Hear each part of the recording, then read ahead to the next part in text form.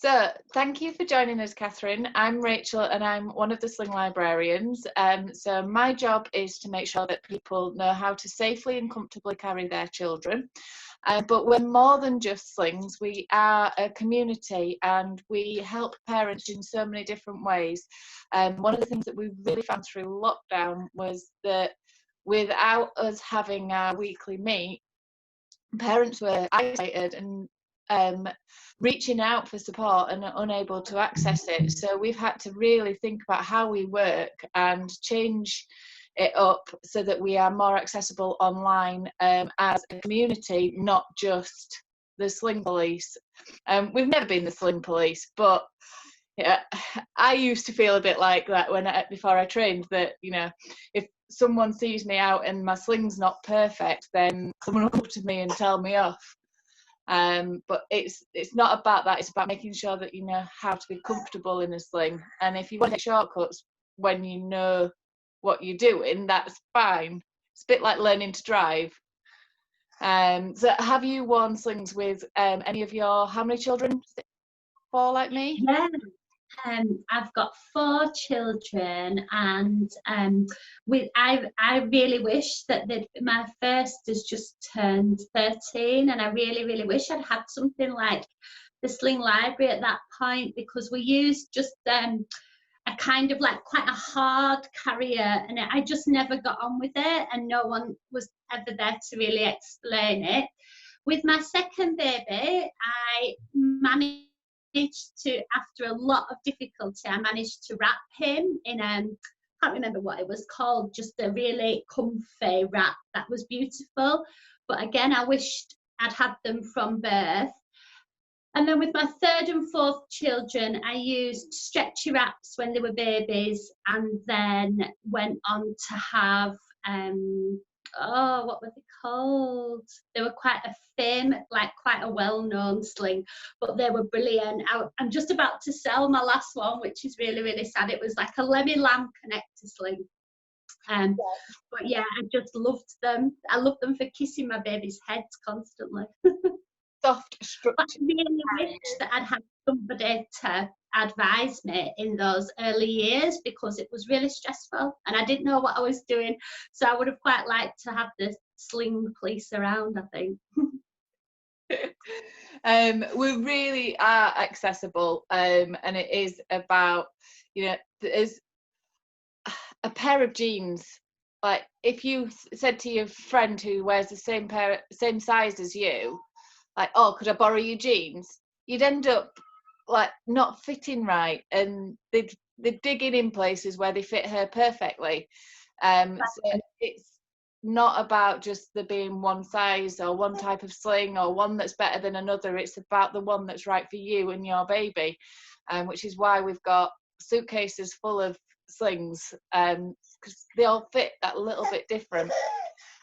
So it's Halloween, and we have got half term at the same time as Halloween. So we've got a lot of our parents in group have got older children as well as younger children. So we wanted to do something as a community to bring us together, and we have got the activities happening. We've got jokes that are really terrible jokes. I'm so sorry. But yes, what kind of mistakes do ghosts make? Boo-boos. We've got competition prizes for people who are taking part.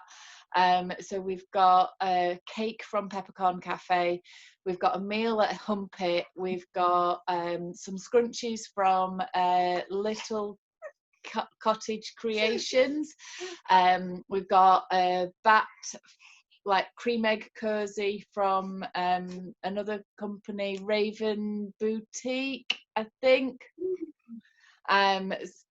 Crafting activities from Kids Creations, and then we've got a sensory or an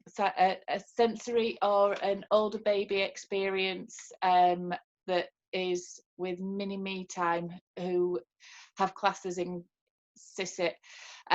So we've got quite a lot of gifts, and I think I've said I'll put an iPad in for people to take their face paint off with, as a prize as well. So we've got quite a lot of prizes over the week for people who are taking part. So this is because I know that Halloween has history, and when I was growing up I was told that Halloween was a commercial Americanism and we weren't taking part in it. I know that people have likened trick-or-treating to begging, and I've always had a negative adult response to something that's quite fun as a child. So I wanted it's a purely selfish interview really, because I wanted to learn more about the history of Halloween, and I wanted to not be negative about something that has got really strong roots in the country that I grew up in, where I'm from, and that history shouldn't be forgotten, and it shouldn't be wiped out by the secularization and the commercialism. We should be able to remember our history, and I think I'm actually getting goosebumps about this, because I think that Halloween is about being connected to our ancestors. Is that right? So perhaps I'm like the worst witch, or like perhaps I am actually witch. So I wondered, could you tell us a little bit more about it? Absolutely. Thank you so much for having me here. So the festival that we've come to know as Halloween, long before, was a Celtic festival that's pronounced Samhain, but it's spelt Samhain, so it looks like it's Samhain, but it's actually Samhain. And this was after the first, in the old kind of calendar of the year, the kind of pre-Christian calendar of the year, there were the celebrations of Lammas, which was on the 1st of August. That was the first harvest. Then there was Mabon around the 23rd, around the time of autumn equinox. And then the time of Samhain was about, really, at that point, it was known the trees were losing their leaves. We're about to prepare for moving into the dark nights ahead. The nights are lengthening and darkening. So this really was, but it was also always a time of honouring our ancestors. It's known to this day as the time when the veil between the worlds is at its lowest. And I grew up like at the foot really of Pendle Hill. There was never a time when Pendle Hill wasn't kind of looming large in my life. And I'm as a shamanic practitioner, but what I resonate most deeply with is as a witch. That's how I would view myself.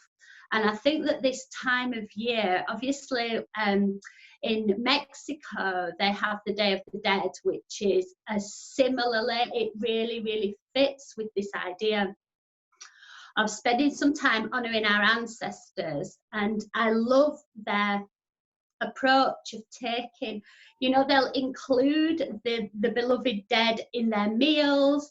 They'll really invite them in, and they have death as a celebration. Death is celebrated, the dead are celebrated and seen as very much part of the living.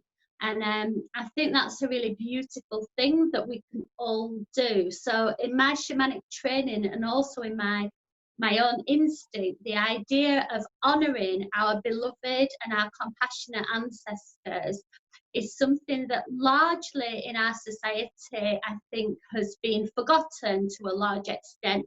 We've got a lot of taboos in our society around death, but I feel it's really, really important. Like everything that I've ever learned would indicate that it's really important that we do honour our compassionate ancestors, and they can provide a great source of support for us. So there's never a time, like at the moment, I've got a photo here of my, this is my father's mother, and she died when my dad was only 7, so I've never met her, but I feel like I really feel her loving presence, and I feel like I totally find her like an ancestor. And my maternal grandmother is also dead now, but at this time of year I just love to kind of include her. Really, we include her in our, you know, in our daily activities.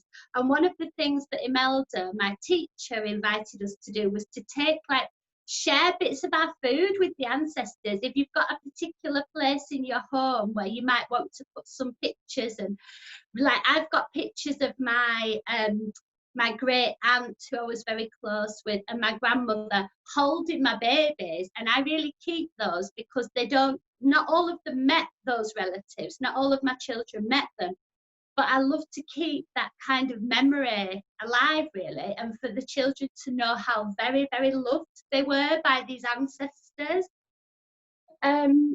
Yeah, so I think one really nice thing to do is to take them. Imelda talks about like taking them like a little thimble full of whatever you were drinking, so whether that was juice or whiskey or whatever their tipple might have been.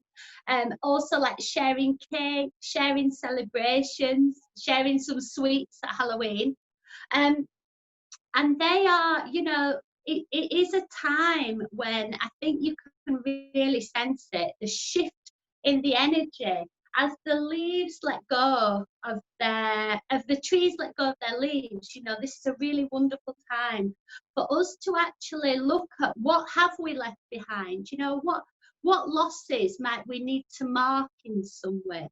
You can do it in a really simple way, just lighting a candle, and encouraging the children to just kind of think about how loved they are. And we would always talk in my family about honouring our loved and compassionate ancestors, because we only want to be kind of calling close to us people who are well rested, you know, people who have transitioned fully and who are very well rested. But I feel like even as a small child, my mum and dad, like you were saying, Rachel, were very much like, oh, this Halloween's a commercial thing. But we lived really near Pendle Hill, so the witches were always in our lives. They were always in our consciousness. But I always loved it. I loved going out, and I loved going out on Halloween and getting dressed up, but also I think I felt from a tiny child that there was something different, that there was something in the air, that there was something, we are closer, I think, to the other world, to Great Spirit, to whatever you want to call it, at this time of year. So yeah, I think it's beautiful to celebrate it. And well, I mean, I obviously would think that I'm a witch, but I also think that honouring the family's ancestors is really important. I think it's a real source of nourishment actually for our children, to know that we've got roots, like our roots go deep, deep, deep. Like, let them know that they are supported by ancestors who we may never have met. And I think as well, like honouring the spirits of the land where all of us are, like honouring our home, honouring the land that we're living off, and remembering that it's the land that feeds us, it's the earth that feeds us. So this would have been a time for really giving thanks for the nourishment through the grain and the food that sustained us through the year. One of the things that we're doing on our nature walks is spotting the abundance of food. And I'm very clear in the fact that I'm not trained in foraging. So anything that I choose to pick and eat myself has been through self-taught learning, and I'm not encouraging anyone else to eat the same things as me. But it's something that we are talking about, that we want to go and learn how to forage properly. So we will be doing that. But you know, coming across the red and white mushrooms, and they're traditionally known as fairy houses, and I've been calling them fairy houses. Yeah. The proper iconic toadstools. We've been spotting sorrel, we've been spotting all sorts of edible and very poisonous mushrooms, and leaving them all where they are, but just giving nods to them that, you know, if we know what we're doing, our earth is giving us so much. Absolutely. I saw a recipe today or yesterday that was for acorn flour, like stuff that I've never heard of. But there is so much of this like rich abundance. And once we start connecting with the plants, like their wisdom, which is coming from the earth, is just astonishing. The amount of, yeah, like wisdom, healing, food that's all there for us. And I think it's beautiful to teach our children of that abundant world. But we always do the same. Whenever we see toadstools or mushrooms, we always say that the fairies have been dancing. Yeah, it's, and just like knowing that those mushrooms have given so much life as well. Without mushrooms, we wouldn't be able have wood decaying and that returning to the earth. Without the mushrooms, that wouldn't happen. Without the mushrooms, we wouldn't have found penicillin, so we wouldn't be here, because our ancestors wouldn't have healed from a minor illness. So much that connects us to nature. Yeah. And yeah, the full cycle of more medicine is looking into more nature based solutions. So I do feel like we are going to be honouring those witches of old, and bringing that back. And the other thing that I was thinking when you were saying about including our dead, I'm guessing that in our society now, because Baby Loss Awareness Week is like 2 weeks before the Halloween, we've got our immediate ancestors that we're starting our immediate sad death happening there. And just, I guess there's a way of connecting that by bringing your great grandparents to the same altar that you'd light your candle for your babies that might have never made it earthside. Absolutely. And I think that this is, to me, this is like important beyond measure. This is where we can really, really start healing not only ourselves, not only our own pains and losses, but also in my kind of view of the world, every time a woman, a mother, anywhere stands up and speaks of her experience of loss, whether that be miscarriage or stillbirth or losing an infant child, every time a woman does that, she empowers all other women, or a father.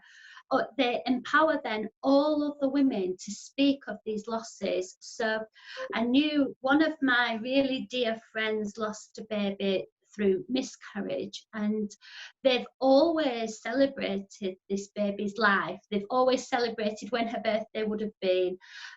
But when she spoke about this and invited her sister-in-law to the ceremony, her sister-in-law spoke about having had a miscarriage 27 years ago that she'd never spoken of. And this is where, within the constellation of each of our families, we all feel loss, we all feel grief, but when it is not spoken about, any, for example, remaining children, any children who are born after or before a baby or a child is lost, they will always feel that loss. So it's so important that in the family, and again, it can be simple, it doesn't need to be a huge ceremony. We can light a candle, like say a baby had passed away that was called Samuel, you know, we can light a candle for him, just as we would for great Auntie Dorothy, and know that our kind of older ancestors will be holding them in love. And to speak about this and to honour them, when we don't speak about things, when things are kept within us, it actually makes us, as you know, really poorly, like we get all sorts of things. And when we speak out, when our tears flow, when we can talk about our hopes and dreams that were shattered and lost, this makes us more healthy. You know, things being trapped in our throats, in our hearts, things being hidden, things that we're not allowed to speak about, these are very, very damaging, both emotionally, physically and spiritually. And honouring the family as a whole is so important, whatever the constellation of that family. Yeah. Well, thank you for that. And just to qualify, you are trained in birth work as well, aren't you? Yeah, I'm a doula as well. Yeah. So you meet a lot of mothers who have past trauma and working through that. Yeah. I will, when I put this into the group, I will put a trigger warning out just to say we have discussed this, because if you're expecting one thing and this comes up, it might just take someone's breath away. And if that is the case, then do reach out to us, because it's a space for sharing and it's a space of love. So anytime we talk about anything that's upsetting you, then please, it's from a place of love. It's not from a place of trying to upset people. I know that you were going to give us a ceremony, and it's really beautiful, the lighting around you. So if I could end this interview and then we'll do the drumming ceremony so we can play it on Saturday, and have it for the children. So I have put some I've set some YouTube videos to play in the group over the next few days as a little prompt to look at poetry and things like that, to bring in our ancestor of William Shakespeare. So there is that play coming up, and yeah, just I'm hoping that people are really enjoying the content this week, because it is something a bit different. Oh, my mum tells me that this is one of my ancestors. His face shines through like my great granddad. We wondered where he got his looks from, and apparently it's my great granddad. Hello, beauty. Hello. So before we close this interview down, is there anything else that we need to know about Son, and anything we can do to be respectful? I think that the thing that shines through really is about honouring ourselves at this time of year. You know, honouring, really taking some time to honour our spirit. For most people, this year has thrown up challenges that we weren't expecting, and a real time to actually release whatever we might be carrying. We've got the blessing of this full moon on Son as well. And the full moon is the perfect time for releasing anything that we might be carrying. So I feel like releasing, and just really, really simply, we can make it as complicated as you want, you know, like I like a bit of a display, but we can just light a candle. You know, the very act of lighting a candle and speaking out loud, maybe with our children if we're drawn, I light this candle in honor of my great Auntie Dorothy. You know, doing that in the darkness and really taking a moment to honor these compassionate and loving ancestors that we've all got is really, really moving. Yeah, and I think that I see the benefits of this for my children, that they do honour their ancestors. They do know that they can call on their ancestors for help and support. And I remember, I'll just tell you this really quick story. There was one day when I wasn't at my parenting best, so I was having a bit of a temper tantrum outside Waitrose, and the children wouldn't get in the car.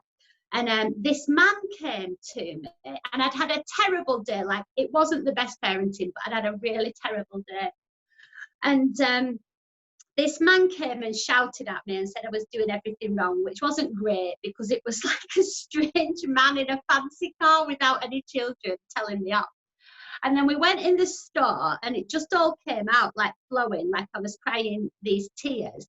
And my little boy Luca, who was 4 at the time, he just came over to me and he put his hand on my heart and he said, "Your granddad is sending you love."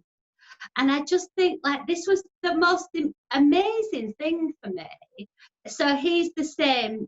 My granddad was a Scorpio, and my little boy is a Scorpio. And yeah, I do wonder if that had something to do with it. But I just think that knowing that we can call to our compassionate and loving ancestors for support, but also our ancestors like to be acknowledged. They like to be remembered. They like to have their names spoken. It can cause them real distress to not be remembered. So, and I would encourage anyone who's drawn to do that. You don't need to know their names either. You can just speak of honouring your loving and compassionate ancestors, because our ancestors are in the earth itself as well. And it's very nice to honour the spirit of the home where you live and the land that you live on. So yeah, that's me, I think. Fab. Right, I'm going to end this and run and get my charging cable, and then we'll do the ceremony. So bear with me if I